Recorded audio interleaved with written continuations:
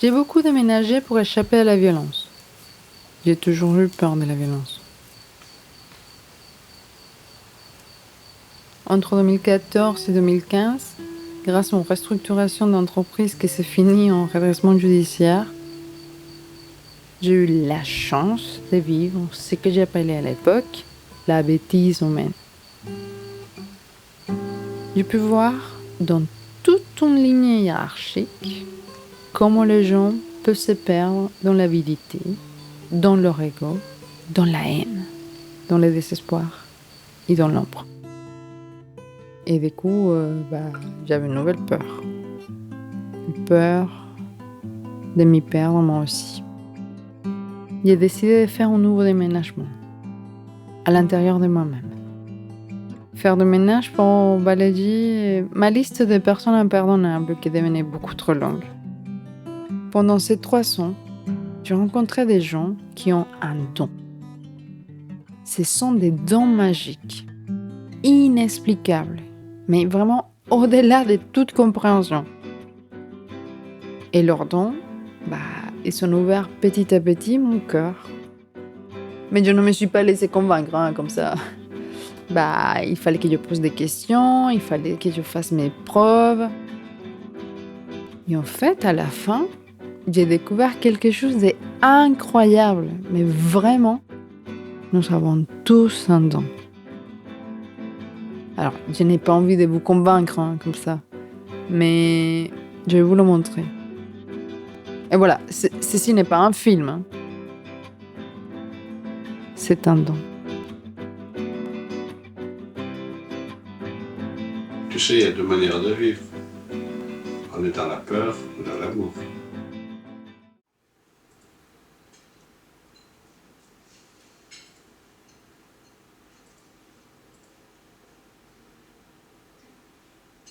En fait, je vais te poser la question que tout le monde pose, parce que j'ai du mal à l'expliquer, et comment c'est toi qui m'as appris tout ça. Et le magnétisme, finalement, on peut l'apprendre, parce que je pensais, comme beaucoup de gens, que ça pouvait être transmis de génération en génération. Est-ce que le magnétisme, ça s'apprend? Première question. Et oui, le magnétisme s'apprend parce qu'en fait, c'est quelque chose que vous possédez tous en vous. Chaque personne le possède, et même chaque animal. Notre Terre est faite de magnétisme, l'univers, et tout est énergie. Donc nous, le corps, notre corps, possède de l'énergie, et autour de notre corps d'ailleurs. Et le travail du magnétisme, c'est de tenter de rééquilibrer les énergies qui seraient déséquilibrées. Voilà, notamment par l'intention, par la pensée, par l'intention et l'imposition des mains. Nous allons continuer avec un exercice de magnétisme, ce qu'on a fait, vous vous souvenez, au début, la boule d'énergie de magnétisme. Je vous rappelle, on se frotte les mains, on souffle. On peut le faire, d'ailleurs vous allez faire. Et alors Florian, toi tu l'as appris comment?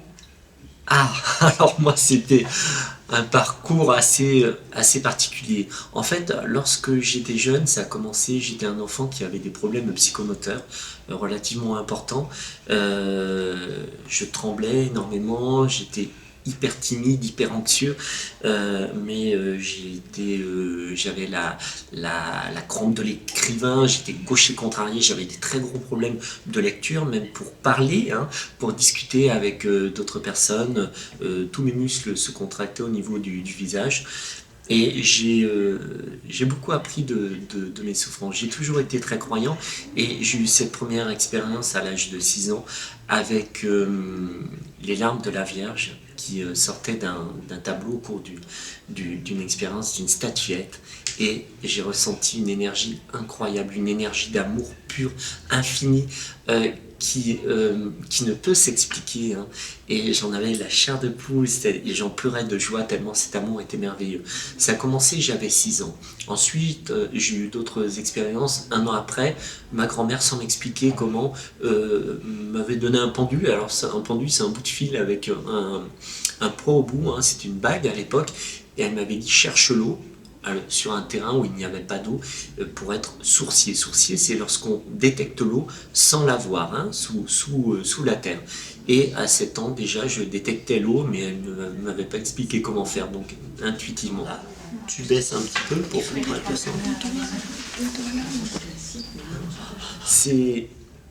C'est-à-dire que, pareil, un de mes proches avait une douleur dans le cou, et j'ai pris mon pouce au départ comme ça, j'ai frotté avec mon pouce, j'ai balayé, j'ai envoyé vers le sol. Et je dis, mais je ne sais pas pourquoi j'ai fait ça, désolé. Et elle me dit, j'ai plus mal au cou. Je me dis, c'est sans doute dû au hasard. Et puis après, je faisais de plus en plus naturellement, ça me venait. Je frottais avec mon pouce au début, et puis je balayais. Et j'ai envoyé vers le sol et les personnes allaient de mieux en mieux. J'ai été voir une petite dame qui était magnétiseuse, qui s'appelle Nelly de Cobec, et qui m'a aidé déjà pour mon œil, qui m'a sauvé mon œil. Et je lui ai expliqué tout ce qui s'était déroulé avec les larmes de la Vierge, trouver une source d'eau, aider les gens comme ça. Elle m'a dit, ouh là là, mais il faut absolument que tu développes tout ça, Florian, parce que c'est très très important. Et tu as cette faculté qui est vraiment très très développée chez toi. Donc je l'ai fait, j'ai commencé tout simplement, et ça s'est développé de plus en plus, énormément. J'ai eu de plus en plus de demandes, et un jour je me suis dit, je vais stopper mon métier. J'étais gradé, j'étais officier de police judiciaire, pour démissionner et ne me vouer qu'à ma passion. Faites le vide en vous, et vous allez vous concentrer sur plein d'amour inconditionnel, plein d'énergie d'amour. Alors cette énergie d'amour, elle vient déjà de votre cœur, hein, de vous, et puis de toute cette énergie d'amour inconditionnel qui se trouve autour de nous. Alors ça peut être l'univers, notre planète, la nature. Vous vous remplissez totalement d'amour. Et vous en ressentez les bienfaits, cette joie, ce bonheur de ressentir cet amour inconditionnel. L'amour est la continuité du magnétisme, et l'amour me passionne. C'est un sujet qui me passionne, qui m'a toujours passionné et qui me passionne de plus en plus. Et imaginez vivre en pensant à de l'amour. C'est ce que je fais tous les jours, à penser à de l'amour inconditionnel. Je fais des méditations, j'envoie de l'amour à l'univers, à la planète, pour la paix dans le monde, à la nature, aux animaux, aux gens en souffrance, et à chaque cellule de mon corps aussi. Eh bien, pensez à de l'amour, et cela va vous rendre plus heureux. En fait, tout vibre, tout est énergie, et nous ne faisons partie que d'une seule énergie. Et lorsque vous envoyez de l'amour, du coup, à cette énergie, eh bien le retour est beaucoup plus puissant. Ce que je pourrais vous conseiller aussi, c'est de faire comme j'ai fait. Je sais que ça peut être très très difficile pour certains, mais on passe par le pardon. C'est envoyer de l'amour par vos intentions, par des méditations, par des pensées à votre meilleur ennemi. Eh bien, vous allez progresser encore plus, et vous serez d'autant plus heureux. Et votre monde changera, et vous attirez des choses merveilleuses à vous. En tout cas, c'est ce qui se produit pour moi. Et c'est une attraction, c'est une autre forme de magnétisme, mais un autre degré de spiritualité.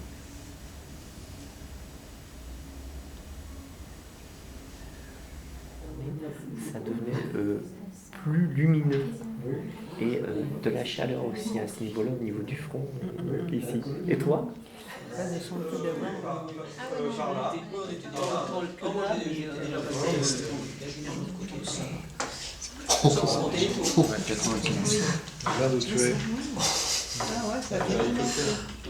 J'ai fait 3 tours et demi avec ça. 3 tours et demi du cadran. Eh bien, elle va vibrer différemment autour d'elle. Elle va propager de l'amour, des petites vibrations d'amour ou des grandes vibrations d'amour autour d'elle. Et ça peut être aux proches, ça peut être à ses collègues de travail, à la famille, etc. J'appelle ça la méditation d'amour, en fait. Hein, et c'est pour envoyer de l'amour le plus possible. Et comme tout est dans l'intention, et les intentions sont très importantes, c'est vrai que c'est extraordinaire. Si une grande partie des gens le feraient, je dis pas tout le monde parce que c'est pas possible, mais une grande partie des gens feraient ça tous les jours, eh bien la Terre vibrerait différemment. Et il y aurait plus d'apaisement, il y aurait plus de sérénité, il y aurait certainement plus de respect envers la nature, les animaux, tout. Ce ne sont que des petits actes, mais imaginez que chacun d'entre nous fasse une BA, ça s'appelle une bonne action, même si c'est simplement une fois tous les 2 jours, une fois tous les 3 jours, même une fois par semaine, mais chaque personne sur Terre fasse une bonne action. Si chaque personne sur Terre ferait une bonne action, même une fois par jour, notre vie changerait. Notre monde serait différent. C'est un travail qui peut être difficile au début, hein, qui peut être très difficile pour certains. Pourquoi ? Parce qu'il y a l'ego, le mauvais ego. Il y a le bon ego qui nous préserve, qui nous protège, et qui nous permet voilà, d'être protégés, mais il y a le mauvais ego. Le mauvais ego, c'est moi je suis supérieur aux autres, moi je ne veux pas donner, moi je ne veux que recevoir, etc. Mais l'énergie, ce n'est pas que donner, ça va dans les deux sens, comme je vous le dis à chaque fois. Donner, recevoir, donner, recevoir, donner, recevoir. Ce n'est pas que recevoir, ce n'est pas que donner, c'est donner, recevoir l'énergie, elle vibre. Figurez-vous que lorsque vous avez fait une action comme ça, eh bien, vous avez aidé l'autre personne. Mais en même temps, qu'est-ce que vous vous êtes aidé ? Oh, qu'est-ce que vous vous sentez bien ? Qu'est-ce que vous êtes hyper heureux ? Qu'est-ce que votre journée a changé ? Elle a totalement changé parce que vous vibrez différemment et parce que ce ressenti, eh bien, il va avoir des conséquences même physiques. Votre système immunitaire va augmenter, vous allez être heureux, ça va dégager l'hormone du plaisir. Eh bien, c'est du bénéfice tout cela.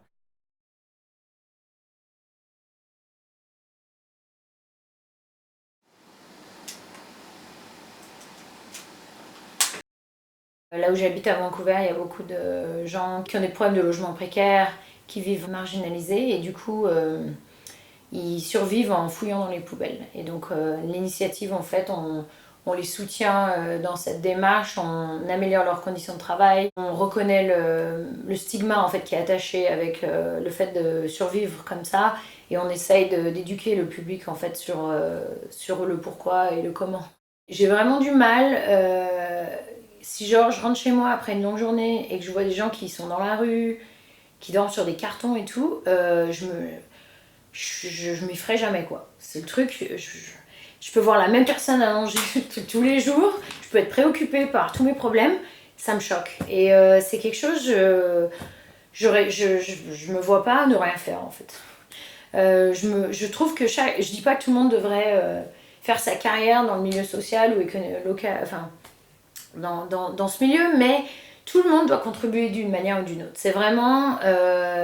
c'est pas la faute de l'État, c'est pas la faute du pouvoir, non, c'est la faute de nous tous en tant que société, c'est qu'on construit une société où finalement il y a des gens qui ne s'identifient pas, qui sont exclus, qui en fait, tu sais, ça peut arriver à tout le monde en fait.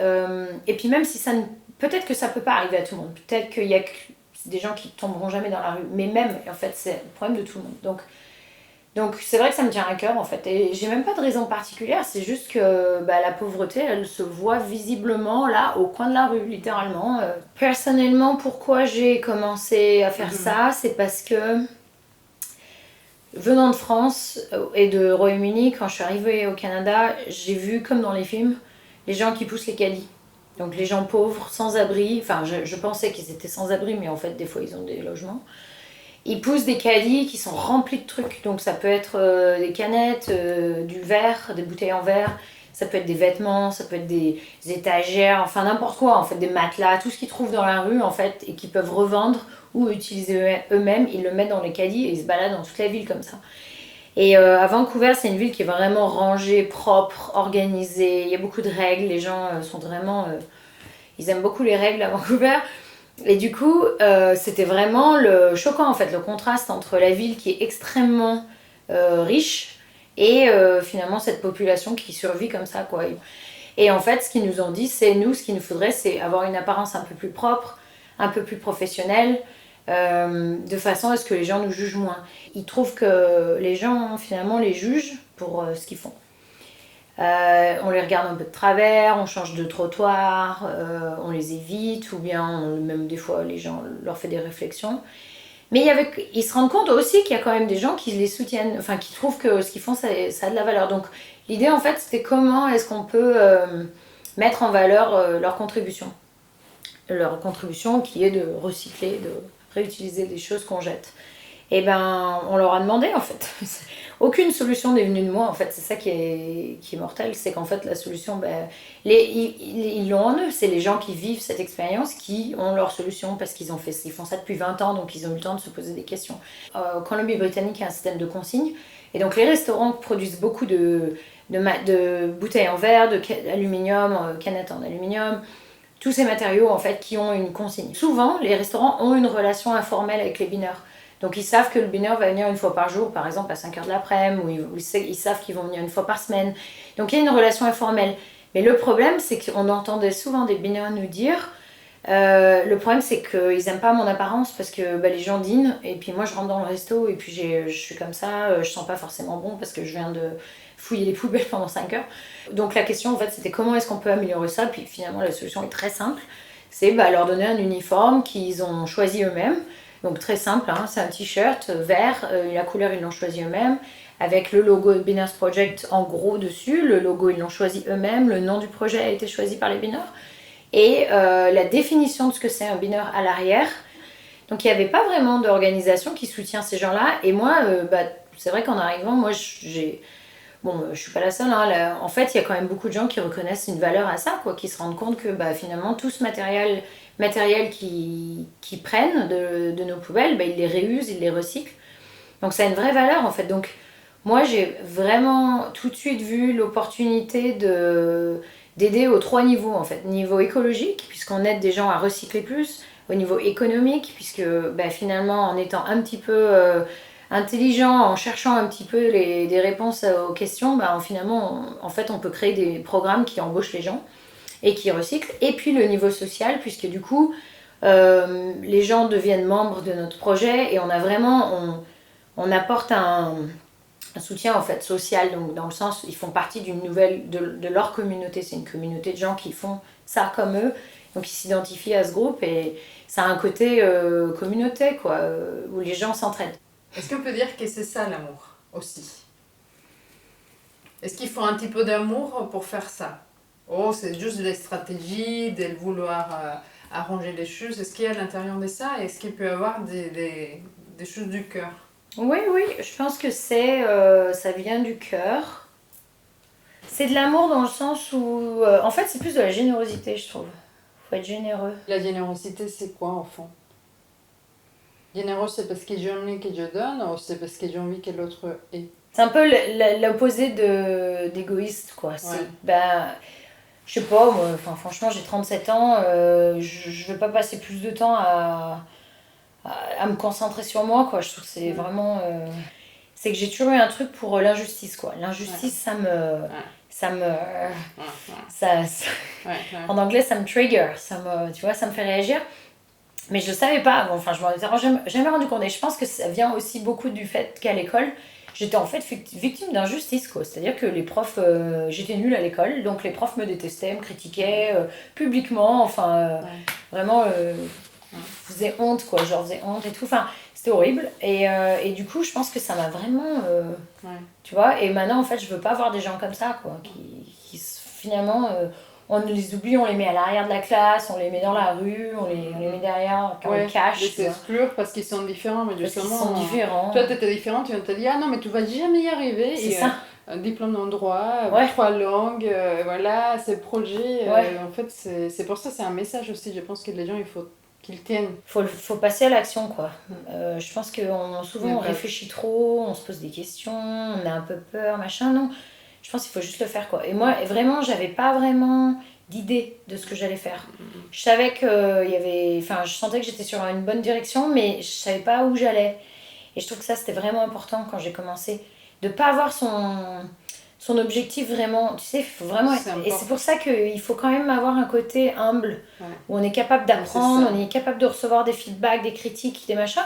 Parce que finalement, on évolue avec ça, alors qu'il ne faut pas avoir un objectif final, parce que sinon, ça ne marchera pas. Non, mais c'est sûr que c'est de l'amour dans le sens où il faut donner, quoi. Je sais pas, il me semble que c'est ça que tu dis.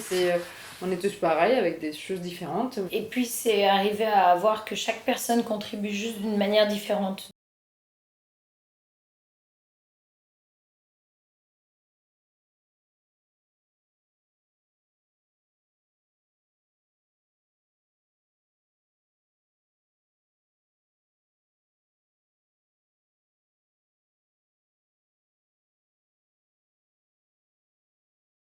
Et moi, ce que je croyais, c'est que justement, il y a ce jugement. T'as pas d'argent, t'as rien, ben t'as qu'à bosser. Mais comment tu te présentes comme ça? Mais ça veut dire quoi? T'es pas capable, il te manque pas un bras. Pourquoi tu travailles pas dans boîte à gagner plein de thunes? Ça veut dire quoi de vouloir aider les gens et t'es là et de vouloir. Alors, il s'avère que j'ai refait ma vie professionnelle et j'ai fait des études de psychologue. Ok. Et juste, j'ai envie d'aller vers l'autre. Et en fait, je me retrouve à pas avoir un rond et je dis que je suis heureuse. Moi, je crois que quand on est vulnérable et que c'est une posture assumée et choisie, parce que être vulnérable et subir ça, ça renvoie pas du tout la même énergie. Tu sais, quelqu'un qui est dans la rue et qui se retrouve vraiment dans une situation très difficile et douloureuse et qui demande de l'aide, bah, c'est difficile pour les autres de l'aider au-delà de filer une pièce, un peu à manger, mais ça va rester une aide très relative. Alors que si c'est une posture où, bah ouais, moi je pars en voyage, où volontairement je pars sans argent. Ma vulnérabilité, elle me pèse pas sur les épaules, donc si elle me pèse pas sur les épaules, je vais pas la faire peser sur quelqu'un à qui je demande de l'aide. C'est choisi. Et quand c'est choisi, je garde la responsabilité et je fais pas peser le poids de mon existence sur les épaules de l'autre. Et donc là, l'autre peut rester libre et peut accepter de donner et d'échanger. Et ce qui est fort dans ce principe de vulnérabilité, c'est que quand moi, je me mets dans cet état-là, c'est comme si ça autorisait l'autre à faire la même chose et à s'alléger aussi lui-même. Du coup, le fait de venir sans argent, ça devient un cadeau énorme pour les autres.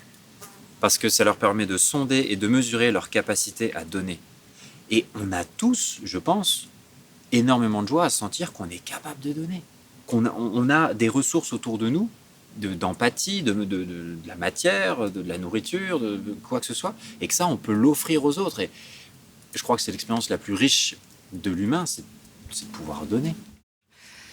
Comment tu te confrontes en face des... ça peut être même ta famille qui dit, non mais attends, on est dans une société, il y a des règles, si tout le monde commence à faire ça, c'est le chaos. Qu'est-ce que tu en penses de ça? Qu'est-ce que je fais avec ça? Moi, je crois que la seule réponse, c'est toi qui l'apportes, c'est si tu as cette aspiration-là dans le cœur, tu as une expérience à mener, qu'elle dure 3 jours, qu'elle dure 3 ans ou 30 ans, ça après, effectivement, seul l'avenir le dira.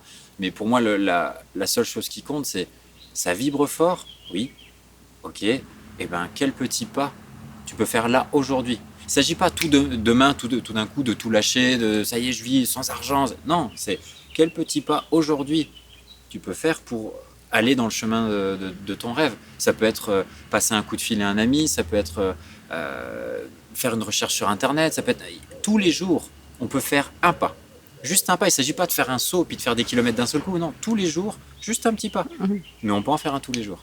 L'utopie que j'avais dans la tête, qu'on peut échanger, même revenir au troc, faire des services entre voisins et tout ça. Toi, tu penses que c'est possible? Si je le fais avec l'ouverture, de dire, c'est pas pour te faire subir un truc, c'est pour qu'on partage quelque chose. C'est ça. Toi, tu penses que c'est possible? Toi, tu as fait l'expérience, il faut que je vois ton programme. Ça fait 7 ans que je voyage comme ça, où je fais entre 3 et 6 voyages par an, qui durent quelques semaines chacun, et où je fais l'expérience de, sans rien du tout, non seulement vivre et avancer, mais aussi se donner des objectifs supposés impossibles, comme aller voir des aurores boréales en Islande en partant de France sans argent en plein hiver, sans vêtements, comme aller trouver une oasis dans le désert du Sahara au Maroc, ou faire de la montgolfière en haut des volcans d'Auvergne, ou boire le thé avec un lord en Angleterre, ou encore rencontrer un druide en Bretagne. Donc c'est des choses qui sont sans argent, c'est pas évident. Ben oui, mais justement parce que je suis sans argent, je suis obligé d'être dans une ouverture face à toutes les personnes qui sont autour de moi. Et si je suis dans cette ouverture, au bout d'un moment, la vie, elle va prendre soin de moi et je vais rencontrer la bonne personne. Je vais être là au bon moment pour que la vie puisse m'aider à non seulement survivre, trouver à manger, à boire, à dormir, etc., des vêtements, mais en plus, vivre ce rêve qui est supposé être impossible sans argent. Ouais. Tu as trouvé de la bienveillance chez les gens, toi? Ouais. En fait, moi, j'ai beaucoup voyagé en partant avec rien du tout, en partant sans argent, sans vêtements, sans rien, juste avec un ami et un couteau. Et on allait au devant des gens comme ça, on s'habillait avec des déchets, des végétaux, ce qu'on trouvait dans la nature. Et puis on allait rencontrer les gens en sollicitant leur aide pour avoir un toit pour la nuit, pour avoir à manger, pour trouver de vrais vêtements, et puis ensuite continuer à cheminer vers nos rêves. Et dans ce cheminement, j'ai vu combien le fait d'être dans une démarche vulnérable, une démarche dans laquelle je m'accueille dans ma fragilité d'humain, qui, ça se voyait très bien par le fait qu'on démarrait sans vêtements et qu'on voyageait tout du long sans argent, eh bien, j'ai pu voir que depuis cette vulnérabilité accueillie chez moi, c'est comme si ça autorise l'autre aussi à lâcher les armes. Ça autorise l'autre aussi à se dire « Ah, mais je suis pas obligé de me protéger constamment dans cette vie où on peut toujours m'agresser, me dire des paroles qui font mal, s'en prendre à mes affaires, s'en prendre à moi physiquement. » Et le fait d'initier la rencontre avec cette vulnérabilité, bah, les gens s'aperçoivent qu'ils sont alourdis par leur cuirasse, par leur défense réflexe. Et quand celle-ci tombe, eh ben, il n'y a plus que le cœur, en fait. Il n'y a plus que la rencontre, il n'y a plus que la simplicité. Comme des enfants qui, une fois qu'ils se sont tournés un peu autour, qu'ils se sont aperçus que, bah ouais, en fait, ils ont juste envie de jouer, bah, c'est simple, et puis c'est joyeux, et puis c'est facile, et, et c'est bon, et c'est accessible comme ça, quoi. Tu es en train de me dire que les gens peuvent être bienveillants, même quand tu arrives tout nu. Mais Je dirais surtout quand tu arrives tout nu. surtout, Tout nu, oui, à différents niveaux, tout tous nu. les sens. Tout nu, alors nous au début on commence tout nu physiquement, mais très rapidement c'est plus une nudité physique parce qu'on retrouve des vêtements, mais ça reste une nudité du cœur et des a priori. On s'est aperçu que retirer ses vêtements c'est très facile, retirer ses préjugés sur l'autre, retirer ses attentes, retirer ses jugements, là c'est un autre travail. Mais dans cette nudité-là où c'est toujours on va vers moins de jugement, moins d'attentes, moins d'a priori, moins de croyances vis-à-vis de l'autre, et ben dans cet espace-là, l'autre ne se sent plus agressé. Moi, je suis moins dans une posture à classer les gens, à les trier, à les évaluer. Et il reste ce qu'on est naturellement, c'est-à-dire juste des êtres humains qui ont envie d'interagir, qui ont envie de vivre des moments simples, agréables, nourrissants, enrichissants. Et à cet endroit-là, ben oui, il y a de l'amour. Comment tu as commencé à quel âge? Qu'est-ce qui a déclenché ça en toi? J'ai commencé à voyager à 17 ans et de manière vraiment intense à 21 ans. Je suis parti faire le tour du continent américain en stop et en hébergement chez l'habitant. J'avais très peu de moyens, j'avais quand même un peu d'argent, mais j'avais très peu de moyens. Et quand je suis rentré à 22-23 ans, il y a eu cette idée avec mon ami là, de faire des voyages sans argent et sans vêtements. Et voir, ah ouais, ça nous emmène où tout ça. Mais c'est génial. Et j'ai été juste frappé de voir combien, mais les humains, ils attendent que ça. Qu'on se donne les uns aux autres, qu'on se considère, qu'on se regarde au-delà des carapaces, des apparats qu'on a, juste pour se dire, hey, il y a qui dans la carapace là-dedans? Ça te dit, on prend un ballon, on va faire une balade, on se parle de nos difficultés, on s'accompagne, juste on vit ensemble, sans toutes les barrières qu'il y a entre nous. Et j'ai pas rencontré beaucoup d'humains qui ne veulent pas profondément ça. Non, parce qu'en fond, on veut tout ça, mais on a peur, quoi. Mais oui, et c'est normal d'avoir peur. Même ça, ces peurs-là, on peut se retrouver à cet endroit-là. T'as peur d'ouvrir ton cœur, mais je comprends tellement. Qui n'a pas peur d'ouvrir son cœur? À part quelques personnes qui ont fait un chemin incroyable, qui n'a pas peur? C'est normal. Donc même à cet endroit-là, on peut se l'avouer. Eh, je me sens un peu fermé. Ah oui, toi aussi. Bon, bah, ça te dit, on fait un petit pas. Peut-être on va se regarder dans les yeux, peut-être on va juste se considérer, peut-être on va aller faire un tour ensemble. Et petit à petit, cette ouverture, elle se fait. Et au bout d'un moment, quand on se retourne, c'est « Ah waouh, le chemin parcouru, quoi ».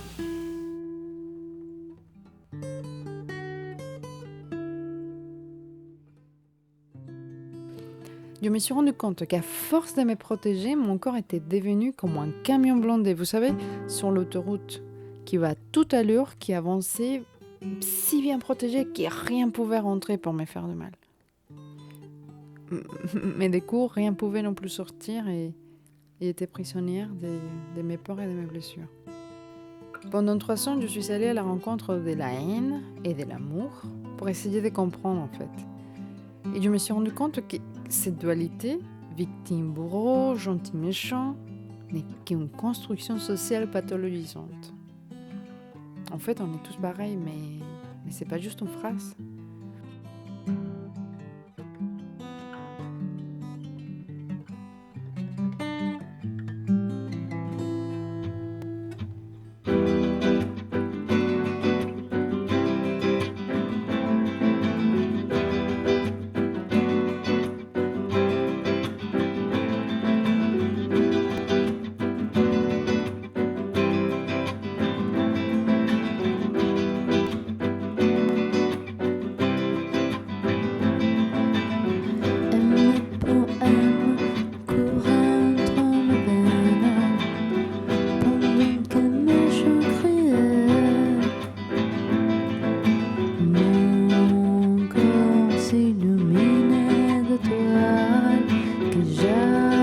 Voler au ciel.